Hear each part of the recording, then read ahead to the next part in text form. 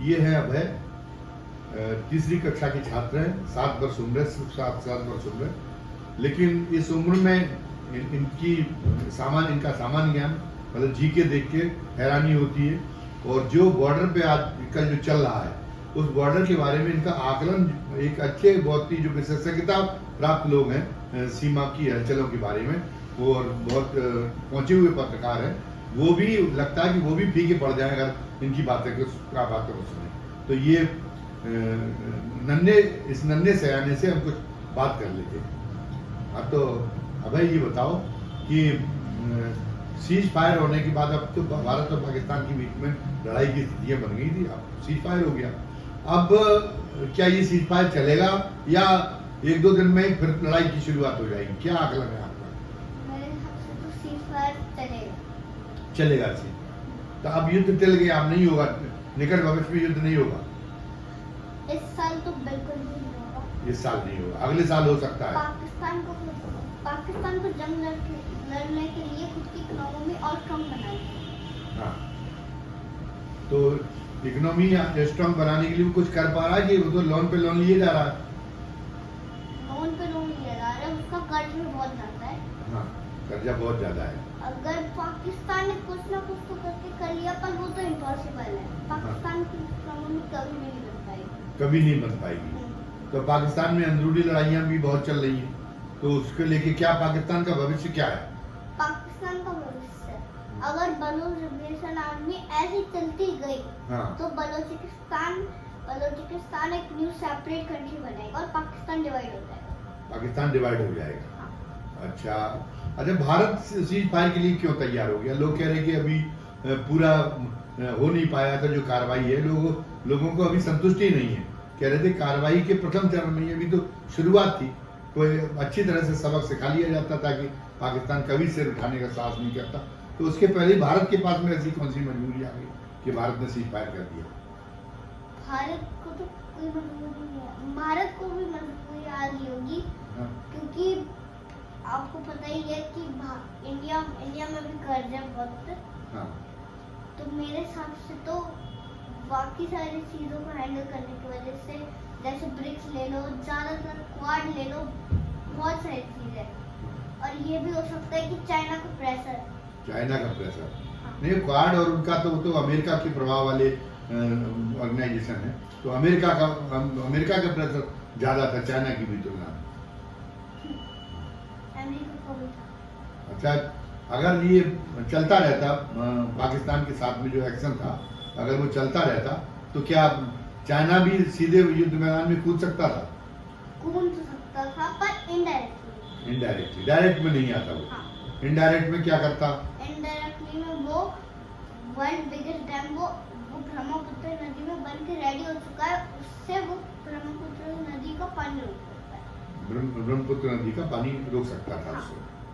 अच्छा, ये जो भारतीय कार्रवाई में जो ऑपरेशन सिंदूर में वहाँ पाकिस्तान में वो जो तमाम सारे जो आतंकवादियों के प्रशिक्षण केंद्र थे वो ध्वस्त कर दिए गए, तो इसके बाद में भी कुछ बाकी रह गया? अभी आतंकवादियों का जोर अब कुछ बाकी बचा है कि या उन्हें खामोश हो जाना पड़ेगा?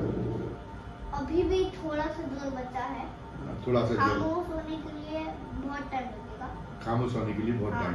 जैसे अफगानिस्तान ले लो। हाँ। इतने अटैक किए अमेरिका ने, पर हाँ। तब भी वो अभी तक नहीं। अभी तक अफगानिस्तान में नहीं थमा, तो इसलिए पाकिस्तान में भी नहीं थमेगा। तो अब कश्मीरियों की तरफ से क्या रेजिस्टेंस होगा? जैसे पहले कश्मीर भी सहयोग देने के लिए तैयार हो जाते थे, जो आतंकवादी ग्रुप आते थे यहाँ अटैक करने के लिए, तो उसके लिए कश्मीरियों का भी लोकल का सहयोग मिल जाता था। अब की बार देखा गया कि नहीं, लोकल का सहयोग नहीं मिल रहा। तो अब कश्मीरियों से तो भविष्य में है उम्मीद के कश्मीरियों में भी टेररिस्ट तैयार कर सकते हैं, क्योंकि बिना तो लोकल सपोर्ट के वो कामयाब नहीं हो पाएंगे आतंकवादी। कश्मीर में नहीं होगा। अब ज्यादातर अगर इंडिया की सुविधाएं कश्मीर में ज्यादा बढ़ी, हाँ। कश्मीर इंडिया के साइड में आ जाएगा, बचा हुआ पीओके और चाइना।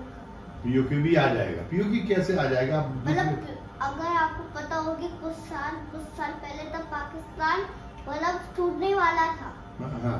तो उस टाइम कश्मीर चाहता था कि वो इंडिया का पार्ट बन जाए। हाँ। तो ऐसा अभी हो सकता है। कश्मीर चाहता है। और ये बीच में जो टूरिस्ट का इतना आना जाना शुरू हुआ था, तो कश्मीरियों की इनकम बढ़ी है, उनका लिविंग स्टैंडर्ड बढ़ा है, तो उसकी वजह से भी भारत के प्रति उनका अब इनको लगने लगा कि भारत के साथ रहने में ही हमारी ज़्यादा हम खुशहाल रह सकते हैं, बजाय ये अलगाववादी आंदोलन चलाने के। पर इसमें भी 2-3 चीजें बहुत इम्पोर्टेंट है। पहला सेफ्टी, दूसरा क्राइम, और तीसरा उनकी इकोनॉमी, कि उनकी इकोनॉमी कैसी होगी तब वो इंडिया में आएंगे। हाँ, तो कैसी होगी अब तो उनका तो टूरिस्ट बेस्ड इकोनॉमी है उनकी पूरी की पूरी, तो अब टूरिस्ट तो बहुत जाने लगे थे, थोड़ा पहलगाम की वजह से अभी इमीडिएट में तो थोड़ा असर पड़ेगा, लेकिन आगे चल के तो फिर ठीक ठाक हो जाएंगी स्थितियाँ, तो फिर टूरिस्ट जाएगा, तो उनकी इनकम तो बढ़ेगी।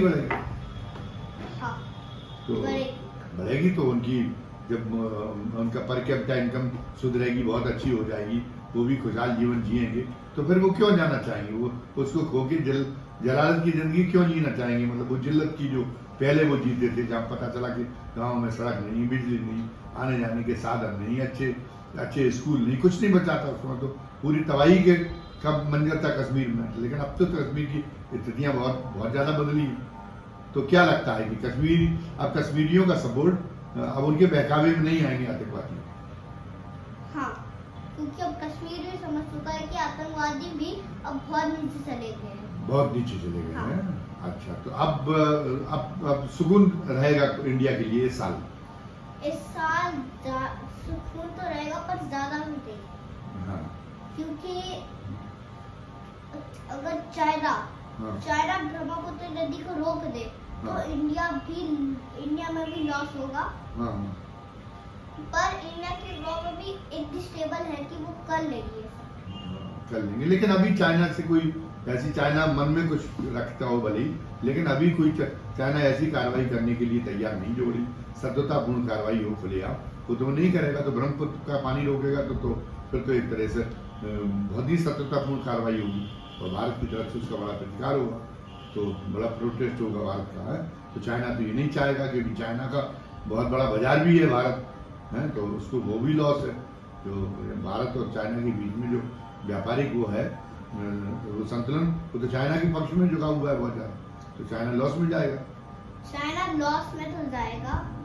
चाइना मतलब इंडिया चाइना को लॉस में तो ला सकता है, वो भी दो तरीके से। एक तरीका तो आपने पता, दूसरा तरीका है उसके वाटर बॉडीज के ट्रेडिंग से लेके। हाँ। और वो मलाक्का स्टेट है, मलेशिया और इंडोनेशिया के बीच में, उसके एंट्रेंस में अंडमान एंड निकोबार आइलैंड्स है, और उधर पे इंडिया की मिलिट्री की ट्रेनिंग चलती है। हाँ। और इंडिया की मिलिट्री उधर पे है अभी। तो अगर वॉर की स्थिति में इंडिया और चाइना हुआ तो इंडिया ये भी बंद कर सकता है। ये दूसरा तरीका है। और वो आपने बोला कि ये सब होगा, पर वो चाइना की प्लानिंग के अंदर है ये सब। चाइना की प्लानिंग के अंदर। हाँ। तो अभी आपने सुना अभय को, बहुत समझदारी भरी बातें की, बहुत ही उम्र से बहुत आगे की बातें हैं उनका, और आकलन भी बिल्कुल एक मजे हुए विश्लेषक की तरह, जो सैन्य मामलों में बड़ा दखल रखता हो, जो सीमा संबंधी हलचलों के मामले में बड़ा दखल रखता हो, तो ये अभय की बातचीत में ये पूरा समझ में आया। तो स्वागत कीजिए अभय का, शाबाशी दीजिए अभय का। बस इतना ही आज की वीडियो में, इतना ही।